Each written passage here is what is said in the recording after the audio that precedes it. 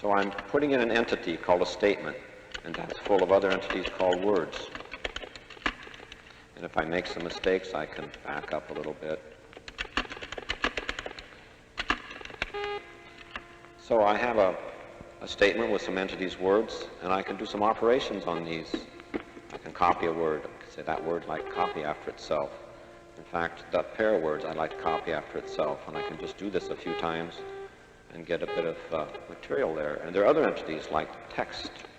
Say after there, I'd like to copy from that entity point to that point, and it'll copy it. Great. So I could get myself some material on my blank piece of paper, and then I'd say, well, this is going to be more important than it looks, so I'd like to set up a file. So I tell the machine, all right, output to a file. And it says, well, I need a name. I'll give it a name. I'll say it's sample file. And I'll say, please output it. It says it did. And then it comes back automatically with an origin statement or header telling me the name of the file and the date and the time and who established it. And thereafter I can always do something. I can ask for the status of a file, and it'll tell me that information. Very small file now, owned by me, last written by me very shortly ago, etc., and other interesting data in there. So we've seen how we can start with a blank piece of paper and go to developing a file. This file has one statement with a few words in it. Let's make more statements. I'll say copy that statement, and lo and behold I have another one. Copy that one, another one. I can even copy groups of statements. I can say after that one, copy the group from there to there. And it does. I can look at that and say, probably goes off the screen. It'd be interesting if I could ask the computer to collapse that, perhaps to show me just the first line of each of those statements. All right, please do that. So it did. This is one aspect of what we'll use over and over again through this presentation, what we call view control, where no matter where in a file we're looking, we can ask it to use any one of a large number of parameters for constructing a view at that point in the file that best suits our need at the time. This one wants us to give an overview of the thing. So I'll say, well, I have this. I don't want them all to be statement 1, so I'll just replace the word there with a 2. And how about that one with a 3?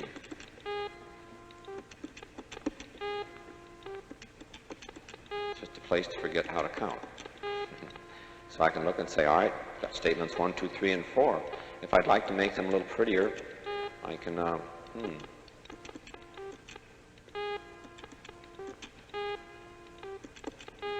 can go to work and neaten them up a little, but that isn't what I always do.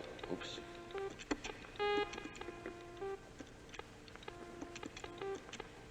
You can tell that I have not warmed up yet. I hope you can tell. Right, all right. So I can get it lined up, and I can say, for instance, other entities like an invisible string. I don't know whether that's tabs or characters in there, but I can say if I want to replace that invisible string with just one character, not that character, that one, space, and it'll do it. So I can look at that and say I have files 1, 2, 3, 4, 5, 6, and I've named them that way, but that's usually a sort of a pain to do that. So I'll ask it to number them themselves, and one of the views is such that it will give you a list numbering for each of those statements. And I can also open them all up or ask them without numbers, however I wish, and then I can output them. So we've seen ways to work fairly fast with the entities of a statement in a file, create a file.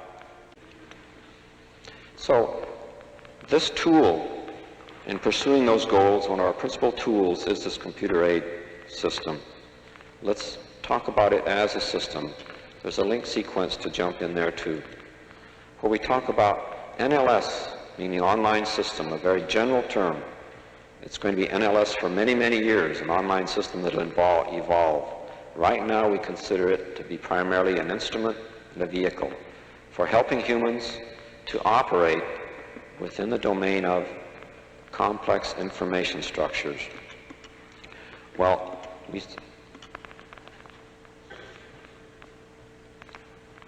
what do we mean by operate? Well, compose, study, modify is the place we started now. We know there are many other analytic things you could do, but we want to get around, study, and modify. And then further information about what does complex structure mean.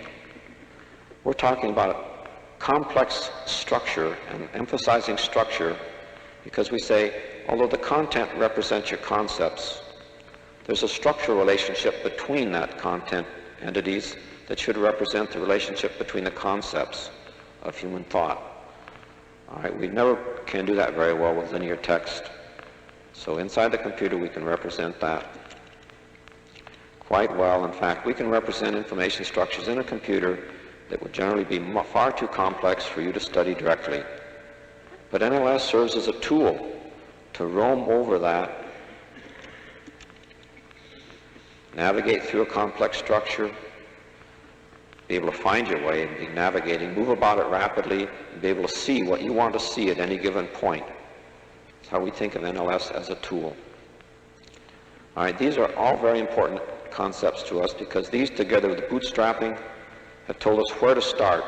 We start by building an instrument that we can sit at and work during our day to organize the kind of working information we need as a task force developing systems. We need to write our specifications, our plans, our programs, our users' guides, our documentation, our reports, and even our proposals. So we've been using these.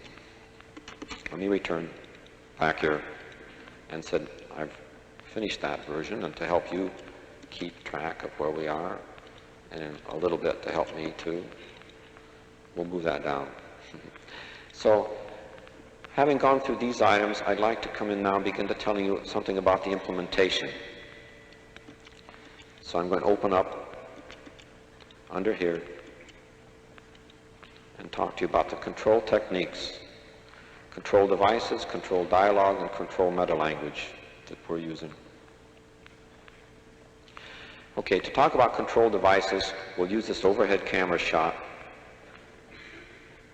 where you can see the devices that I'm using. I use 3, and they're not all standard. We have a pointing device called our mouse, a standard keyboard, and a special key set we have here. And we're going to go for a picture down in our laboratory in Menlo Park and pipe it up that'll show you from another point of view more about how that mouse works. Come in, Menlo Park. Okay, there's Don Andrews' hand in Menlo Park. And in a second we'll see the screen that he's working and the way the tracking spot moves in conjunction with movements of that mouse. I don't know why we call it a mouse. Sometimes I apologize. It started that way and we never did change it. All right, as it moves up or down or sideways, so does the tracking spot. And the principles for its operation are quite easy to see. If you'll turn it over, Don. Can you hear me, Don? Would you turn it over and we'll see? Right. Its principle is that there are 2 wheels that roll on the surface. But since they're at right angles and kind of sharp edges, one roll and the other slide in one direction. Each of these wheels controls through a potentiometer with a voltage output sampled by an 880 converter the numbers taken in by the computer at sample times as to what the horizontal and vertical components are to be of where it should put the tracking spot. And as the mouse moves over a surface, then each of those wheels either slides sideways without rolling or rolls an amount that very closely duplicates the particular component of horizontal or vertical in the net motion it makes. All right, if you take a mouse and move it through some closed trajectory back to exactly the same point, usually the tracking spot won't come back to exactly the same place it was on the screen. And for that sense, it wouldn't work well if you're trying to trace maps or other figures and diagrams. But the way we use it continuously and exclusively is to watch the screen and to follow it around, and we use this merely as a device to move that tracking spot, and you're eyeing the tracking spot. You really don't care whether it follows exactly this or not. In fact, we've had it at times where our tracking device, you had to move in an arc like that to make the tracking spot go on a horizontal line. And people adjusted to it and would go like that to go in a straight line and wouldn't even know that they were doing it. Other features of the mouse are that it stays put.